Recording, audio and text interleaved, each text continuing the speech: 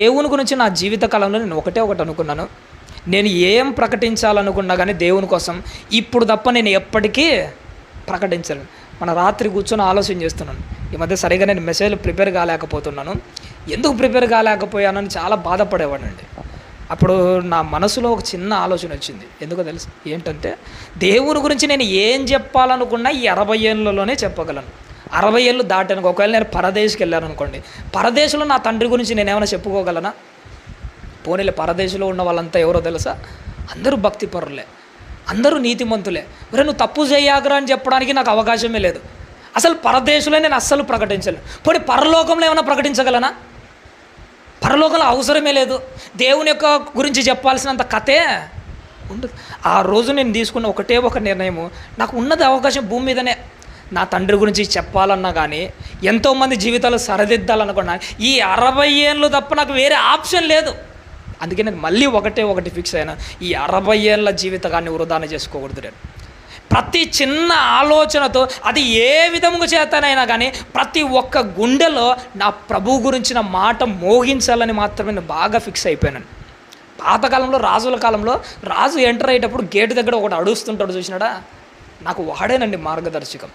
రాజు enter అయిపోతుంటాడు, అడుస్తూ ఉంటాడు, రాజాదిరాజా రాజ మార్తాండ అని. అబ్బా, చాలా గొప్పగా అరుస్తుంటాడు, చూసినాడా? ఆడన్న డబ్బుల కోసం, ఆడన్న జీతం కోసం అడుగుతాడు. నేను మాత్రం నా ప్రభు కోసం ఎందుకు అరవాలనుకున్నాడు తెలుసా? ఆయన నా తండ్రి మాత్రమే కాబట్టి ఆయన కోసం అరవాలనుకున్నాను. నా తండ్రి అయినా నేను ఇప్పుడే అరవాలి. ఎంత అరిచినా, ఎంత కేకలేసినా ఇప్పుడు తప్ప నేను ఎప్పటికి అరవలేను. ఇప్పుడు తప్ప నేను ఎక్కడా చెప్పలేను. నా 60 ఏళ్ళ జీవిత కాలంలో ఎంతమంది నా మీద నిందలేసినా, ఎన్ని అవమానాలుగా మాట్లాడినా, ఎవరు ఏం చేసినా లెక్క చేయక, అవకాశం ఉన్న ప్రతి నిమిషాన్ని నా ప్రభువు కోసమే అరవాలనుకున్నాను. ఈ మధ్యకాలంలో యూట్యూబ్లో చాలామంది వాక్యాలు వింటున్నారు. చాలా గొప్పగా దేవుని పరిచర్య బాగా సాగుతుంది. కొంతమంది ఈ మధ్య అన్యుల గురించి 2 మాటలు మాట్లాడాను. అయితే ఇది బొట్టు గురించి మాట్లాడాను, లేకపోతే వాళ్ళు వేసుకున్న పరదా గుడ్డు గురించి మాట్లాడాను.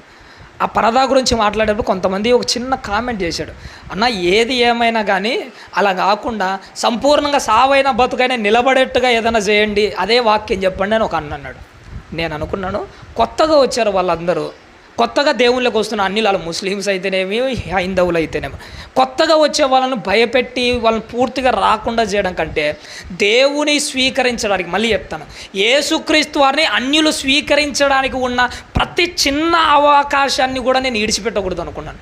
ప్రతి చిన్న అవకాశాన్ని, అది వాళ్ళు లోపలికి ఎంటర్ అవ్వడానికి ఉన్న ఏ చిన్న అవకాశాన్ని వృధా చేయక, ప్రతి ఒక్క ఆలోచన క్రీస్తులో లోపరిచి ప్రతిదీ ఏం చేయాలనుకున్నా అంటే దేవుని వైపు మళ్లించడానికి ఉపయోగించాలని నేను బలంగా ఫిక్స్ అయిపోయాను. ఈరోజే నేను అనుకున్నాను, ఏమనుకున్నాను తెలుసా? ఇది మన పరిచర్య ఆరంభం మాత్రమే. ఎంత గొప్పగా సాగుతుందంటే అంత గొప్పగా సాగుతుంది. ఈ మధ్య మనకు తెలిసిన వాళ్ళందరూ, నిన్న కూడా ఏదో కడపలో నాకు తెలిసిన ఒక సహోదరు, మా ఊరే, ఒకప్పుడు నన్ను అనిల్ని చూసినాయేమనేమా, కానీ ఈరోజు వాళ్ళు కడపలో ఉన్నారు. చాలా రోజులు అయింది మా ఊరు ఇడిచిపెట్టి. నిన్ననే కలిసింది, వచ్చి రాగానే ఒక మాట ఉంటుంది, ఏంటంటే మీరు ఇంత బాగా సేవ చేస్తున్నారు నువ్వు అనిల్ అన్నా, నాకు అర్థం కావట్లే. ఫస్ట్ టైం యూట్యూబ్లో మీ వాక్యం వచ్చింది, ఆ రోజు నుంచి ఈ రోజుకు ఒక్క వీడియో కూడా మిస్ కాకుండా ప్రతిదీ చూస్తున్నారట.